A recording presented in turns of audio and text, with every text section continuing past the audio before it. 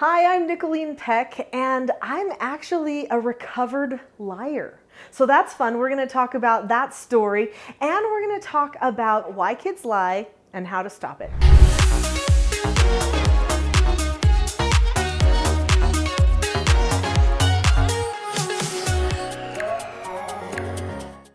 When I was little, I started lying.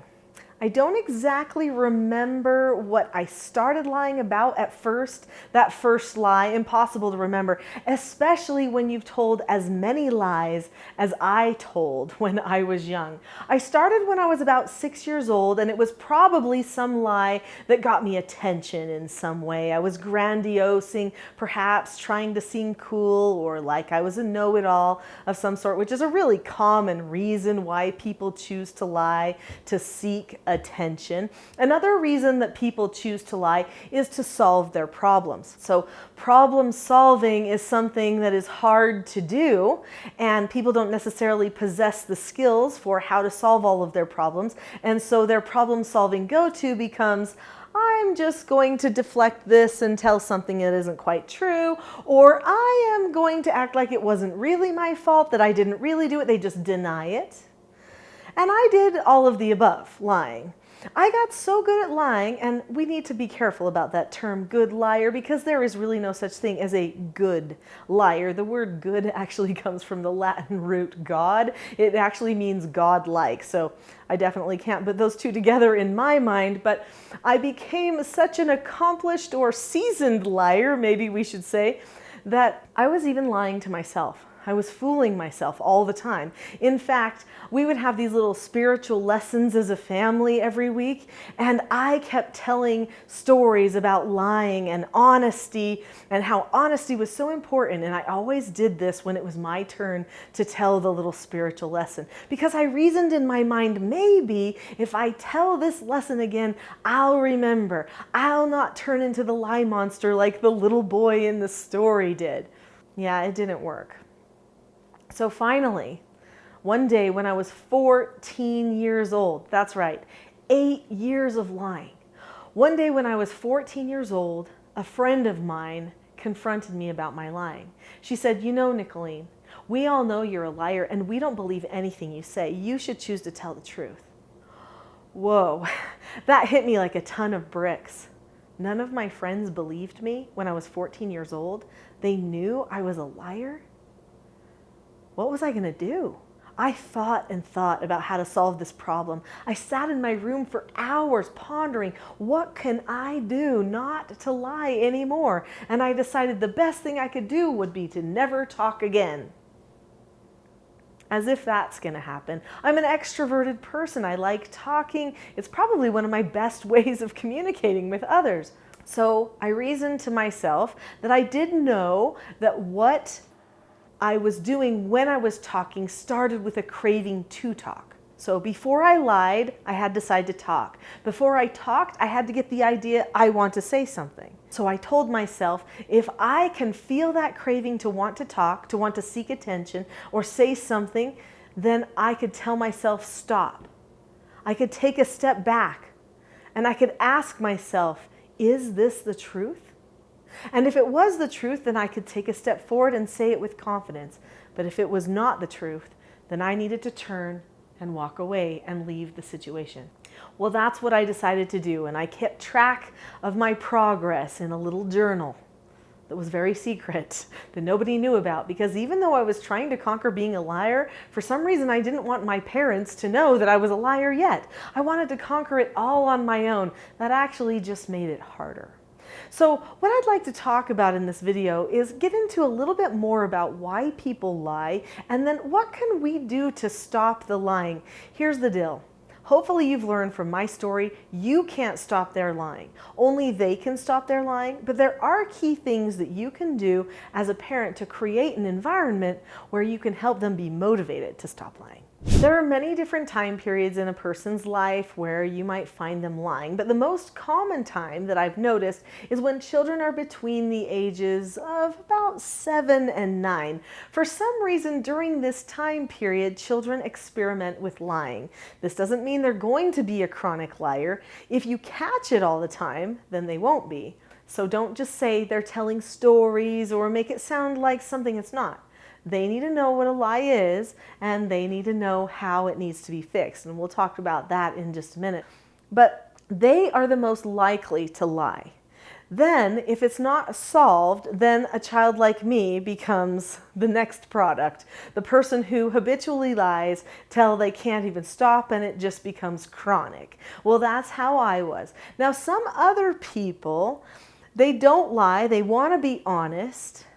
But when push comes to shove, when a situation gets intense enough or stressful enough that they don't know how to handle it, they don't have the skills they need, then they say something that's not true. And even adults will do this.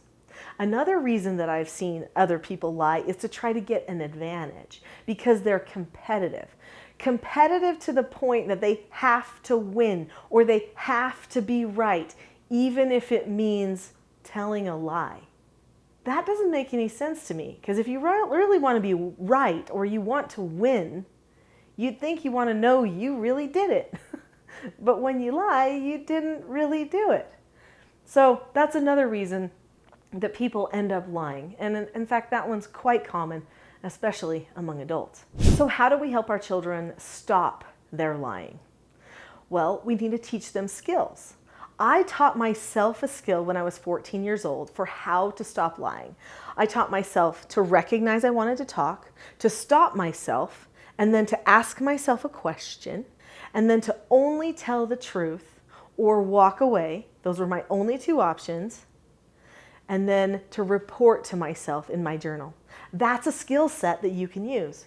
You can also teach children a skill that I taught all of my foster children and all of my children. In fact, it's a life skill everybody should know. This skill is called accepting a no answer. So when you should not tell a lie, what that means is there's a boundary line you should not cross.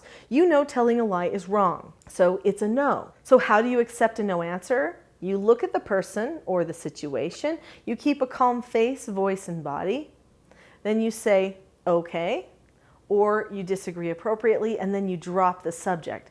So if I get this thought like I want to tell a lie, then I look at the situation and I think, I want to tell a lie. No, I can't do that.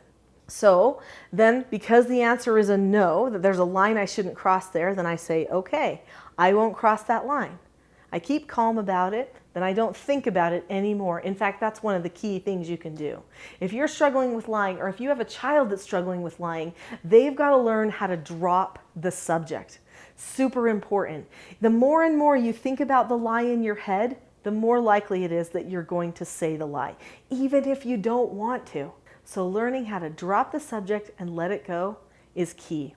When I did foster care for troubled teens, I actually on purpose looked at the files of the children and tried to find files that said honesty issues. If it said honesty issues on it, I knew I could help them because I had conquered it within myself. So, how did I help them? When I first recognized the honesty problem, I took them aside in what I call a parent counseling session.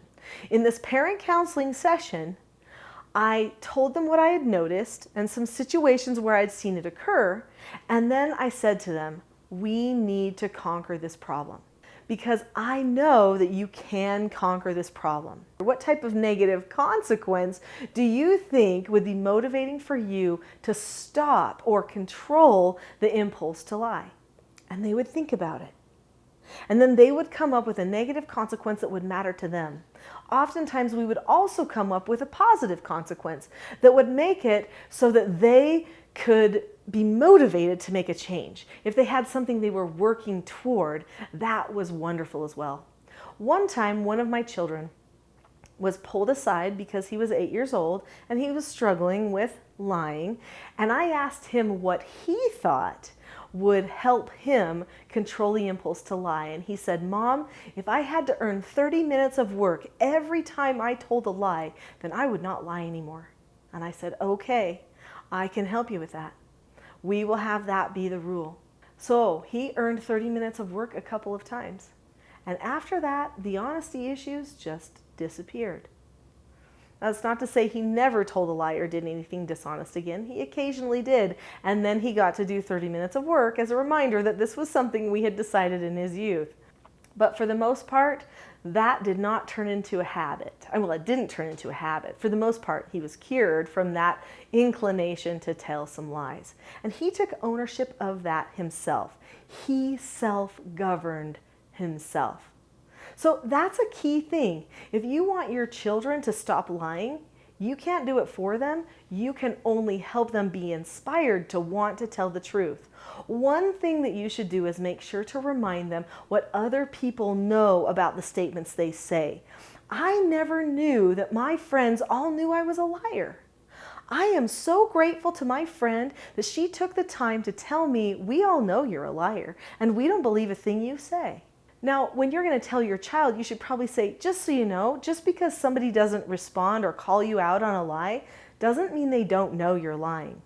A lot of people just go, oh, that was a lie, and they keep that in their head. And then they just don't trust what you say a lot of the time, or they think less of you. That's just the way it goes when a person can't trust another person. So remember that. Honest communication is going to help you have better friendship. Maybe let them watch this video so they can hear my story. I really did not have any friends and I didn't even know it. So be honest with them, let them know how other people process it, catch it every single time, make plans with them, help them decide their own positive and negative consequences, and then follow through. The consistency is so important. Lying actually can be conquered. Hopefully that's liberating for you to know. If you like this video, I think you're going to love the next video, which is linked in this corner up here, called How Effective Parents Discipline Their Children. This video is going to give you even more understanding on how to change the hearts of your children and help them come to calmness, peace, good self-government all at the same time.